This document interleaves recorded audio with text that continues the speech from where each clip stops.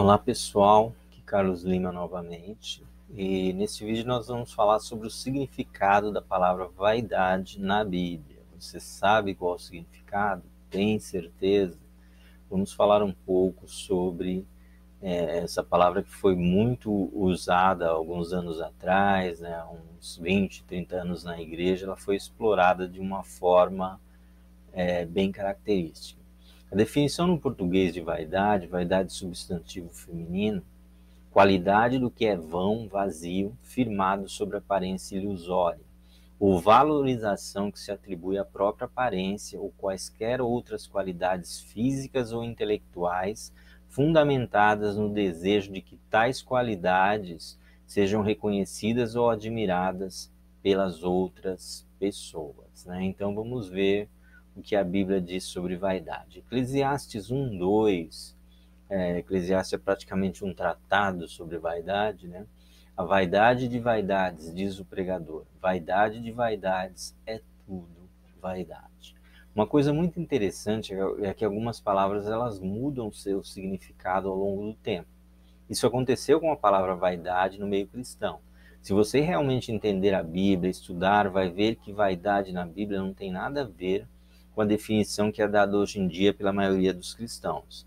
Vaidade na Bíblia é tudo que é fútil, passageiro, não perdurará por toda a eternidade, sonhos que não satisfazem, que se desvanecem como uma névoa, como uma neblina. Salomão conclui que tudo, na verdade, é vaidade, né? Tudo na nossa vida não é nada além de vaidade, ou seja, a própria vida é vaidade. Há pelo menos 4 palavras hebraicas usadas no Antigo Testamento que podem ser traduzidas como vaidade. A principal delas é rebel ou ebel, não sei qual a pronúncia correta. Essa palavra significa sopro, suspiro ou neblina e transmite o sentido da fragilidade da vida humana e a futilidade de seus desejos do ponto de vista terreno.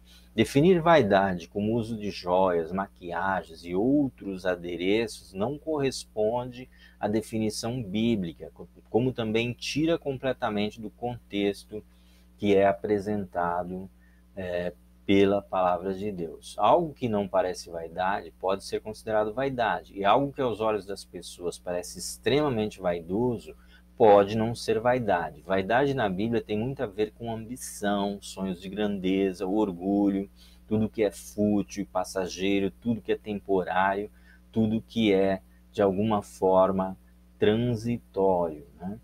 E olhei eu para todas as obras que fizeram as minhas mãos, como também para o trabalho que eu, trabalhando, tinha feito. E eis que tudo era vaidade e aflição de espírito, e que proveito nenhum havia debaixo do sol. Eclesiastes 2:11. Afasta, pois, a ira do teu coração, e remove da tua carne o mal, porque a adolescência e a juventude são vaidades. Está em Eclesiastes 11:10.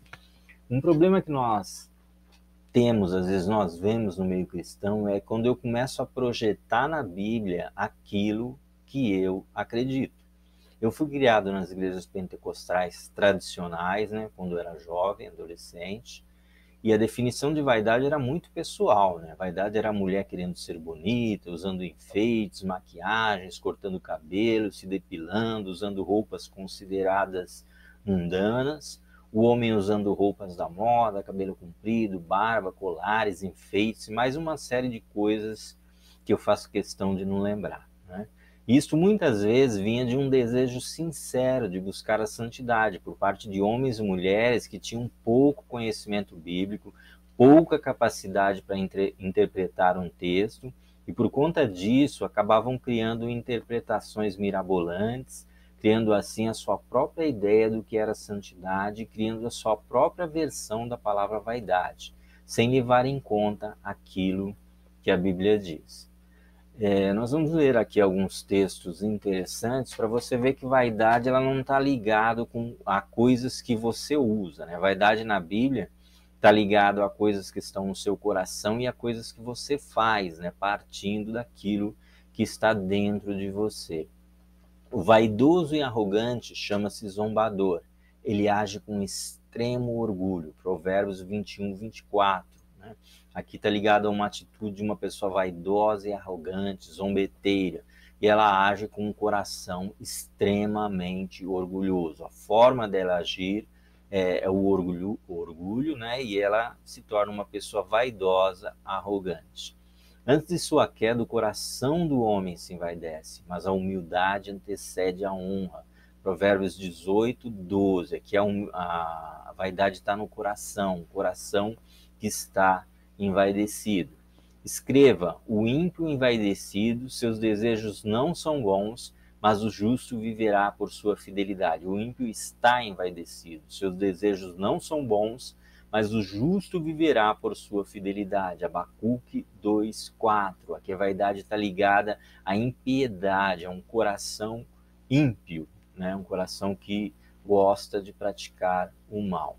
O Senhor dos Exércitos o planejou para abater todo orgulho e vaidade e humilhar todos os que têm fama na terra. Isaías 23:9, né? Aqui o desejo de ser famoso, de ser uma pessoa grande, faz com que o coração se torne orgulhoso. E Deus fala que vai abater esse tipo de comportamento. Nada façam por ambição egoísta ou por vaidade, mas humildemente considerem os outros superiores a vocês mesmos. Filipenses 2:3. Mais uma vez, né, a vaidade está ligada à ambição, à falta de humildade. Aqui é um coração egoísta, um coração ambicioso e egoísta. E tem um texto de Pedro também, em que ele fala de homens que estavam semeando mal, semeando falsas doutrinas, distorcendo os ensinamentos. E Pedro diz o seguinte: esses homens são fontes sem água e névoas impelidas pela tempestade. A escuridão das trevas lhes está reservada, pois eles, com palavras de vaidosa arrogância e provocando os desejos libertinos da carne, seduzem os que estão quase conseguindo fugir daqueles que vivem no erro, prometendo-lhes liberdade. Eles mesmos são escravos da corrupção, pois o homem é escravo daquilo que o domina.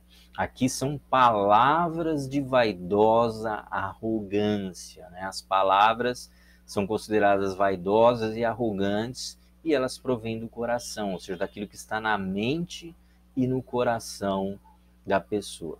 E nós vamos falar do texto de Pedro, nós vamos falar também do texto de Paulo. Pedro, ele questiona, na verdade, um comportamento. Em nenhum momento ele diz que esse é um comportamento vaidoso, não existe a palavra vaidade no texto, ou que as pessoas vão para o inferno por esse comportamento. Pedro fala do comportamento que ele acha adequado para as mulheres cristãs. A beleza de vocês não deve estar nos enfeites exteriores, como cabelos trançados e joias de ouro ou roupas finas. Ao contrário, esteja no ser interior que não perece, beleza demonstrada num espírito dócil e tranquilo, que é de grande valor para Deus. Aí Pedro questiona que a vaidade ela pode vir de dentro, né? Na verdade, daquilo que você se propõe a fazer.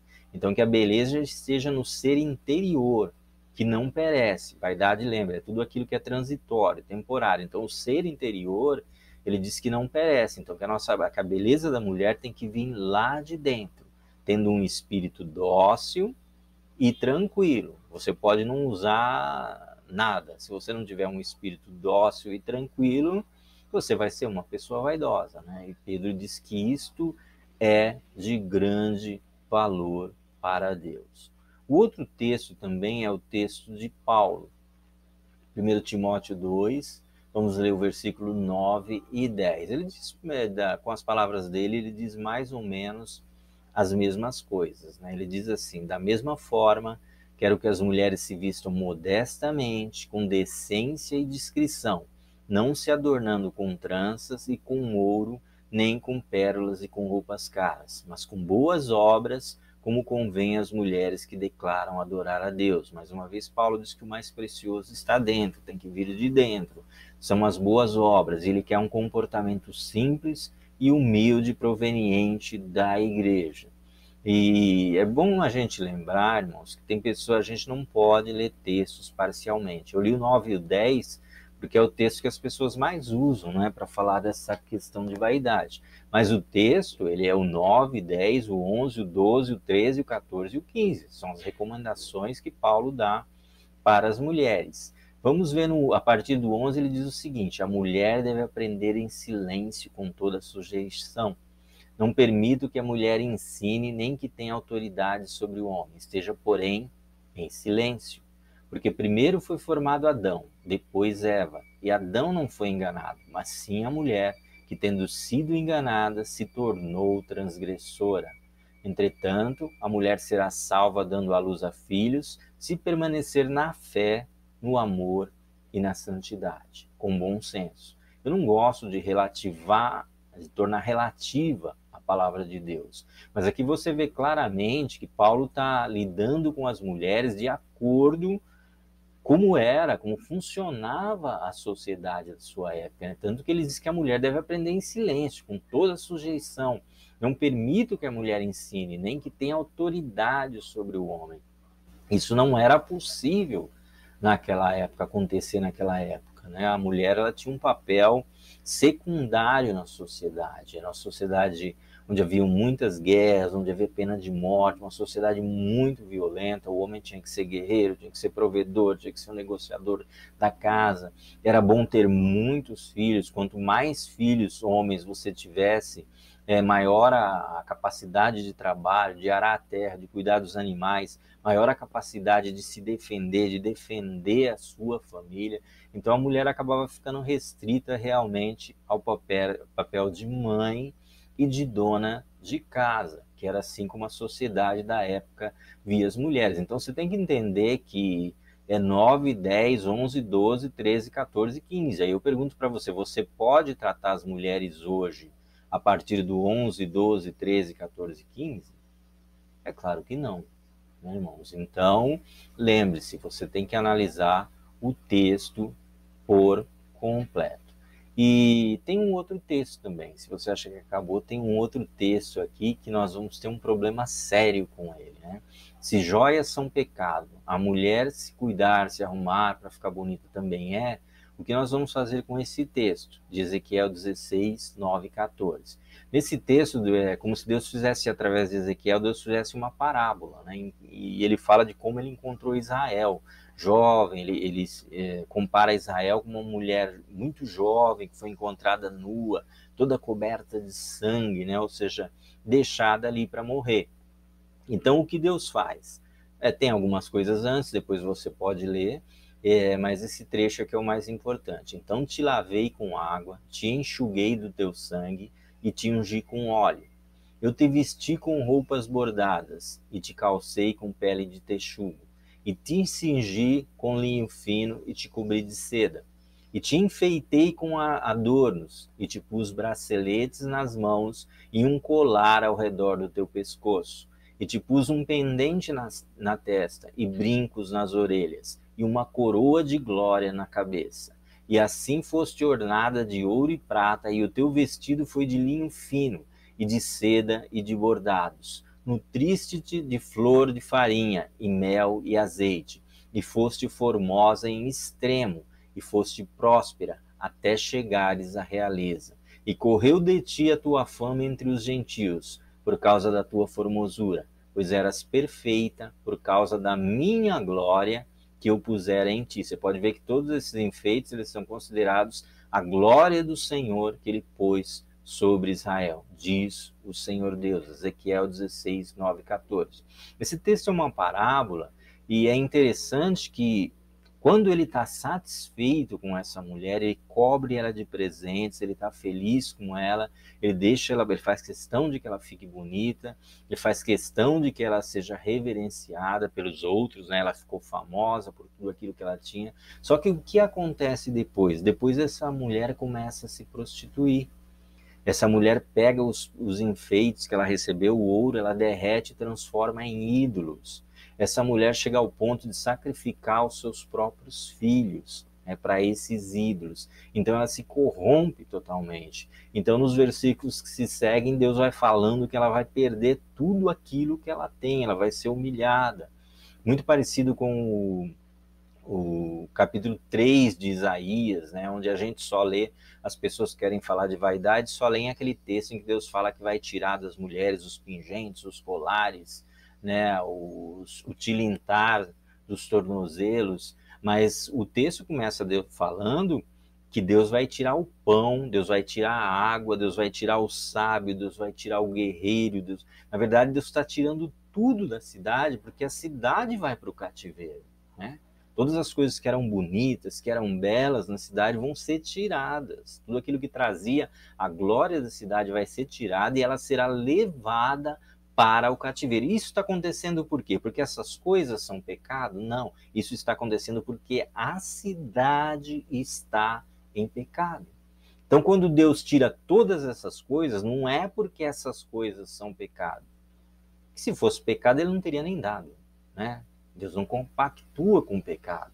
Deus está tirando porque ela se prostituiu, porque ela se corrompeu. Deus está tirando porque ela deixou de servir ao Senhor e agora está servindo ídolos, né? Deus está tirando porque ela sacrificou os próprios filhos, né, para ídolos que eles estavam adorando agora.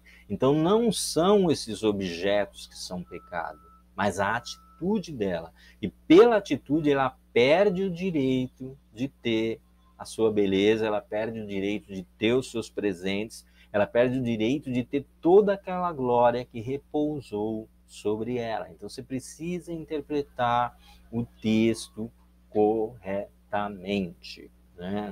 Não adianta você interpretar de uma forma errada, de uma forma toda equivocada. Ah, Deus está tirando tudo. Por que Deus está tirando tudo?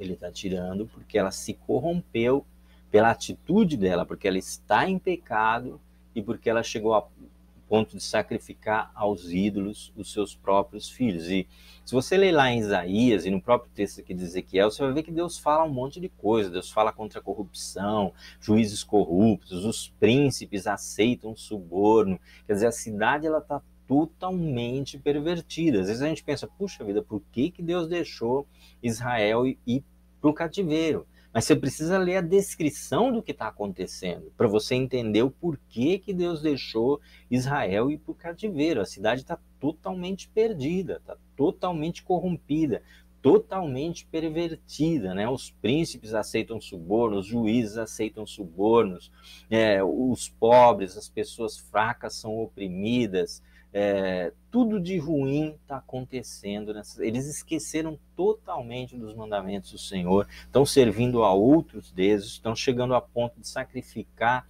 oferecer sacrifícios humanos, coisas que o próprio Deus disse que nunca pediu esse tipo de coisa. Então Israel não vai para o cativeiro porque Deus acordou um dia e falou, estou chateado hoje, vou mandar Israel para o cativeiro. Não. Israel vai para o cativeiro por causa de toda a maldade que entrou e que corrompeu o coração dos homens e mulheres daquela cidade.